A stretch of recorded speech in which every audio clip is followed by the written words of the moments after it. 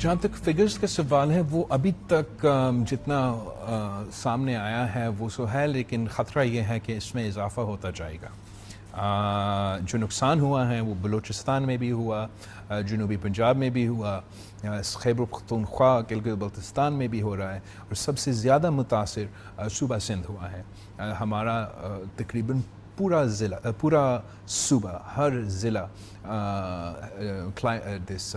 Distressed کیٹاسٹروفی affected declare ہو چکا ہے۔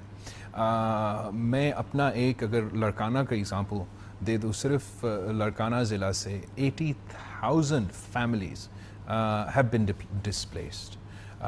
ان سب کو اب ٹینٹس پہنچانا، کھانے پینے کا سامان پہنچانا، صحت کی سہولیات پہنچانا انشور کرنے کے لیے کہ یہ بیماری نہ پھیلے، یہ ہمارے امیڈیٹ چیلنجز ہے۔ ہم اس وقت تک، جبکہ یہ تو بارشوں کا سلسلہ جون کے آخر سے لے کے اب اگست کے آخر تک چلتا آ رہا ہے، لیکن ابھی بھی ہم ریلیف اینڈ ریسکیو کے سلسلے میں ہیں۔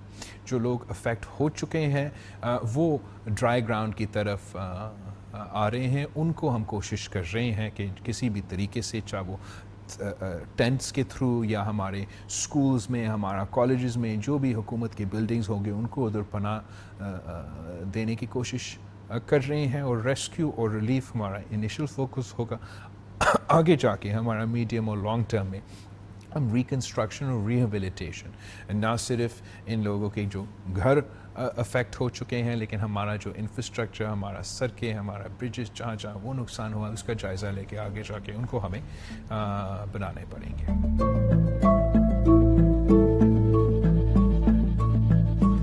افسوس کی بات ہے، اس لیے میں نے پوری دنیا میں ایسے مثال نہیں دیکھا ہے جہاں اتنا بڑا ایک قدرتی آفت ہو، اتنا سارے لوگ متاثر ہوں، اتنے سارے علاقے متاثر ہوں، اور اس وقت ہمارا سیاست چلتا رہے کہ ایسے دنیا میں کوئی مثال نہیں ملتا۔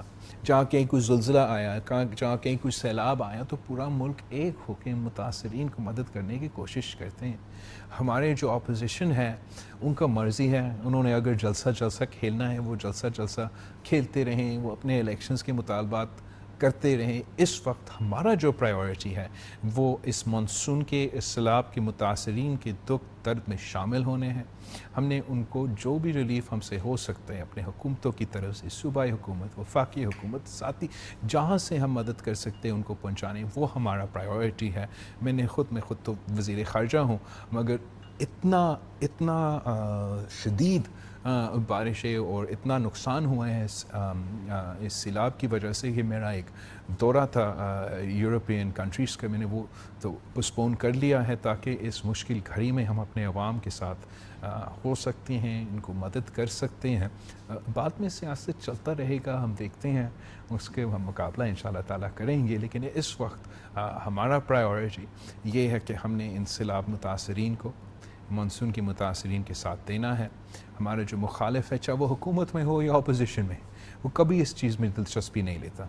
2020 میں اسی صوبہ میں عوام متاثر ہوئے تھے۔ آج کا اپوزیشن اس وقت حکومتی جماعت تھا، وزیر اعظم تھے، اس وقت بھی انہوں نے ہمارے سیلاب کے متاثرین کے ساتھ نہیں دیے۔ آج وہ اپوزیشن میں ہیں، ان کے اپنے صوبہ میں سیلاب ہو رہے ہیں، مگر وہ جلسے کھیل رہے ہیں۔ میں سمجھتا ہوں کہ یہ بہت ہی افسوسناک بات ہے۔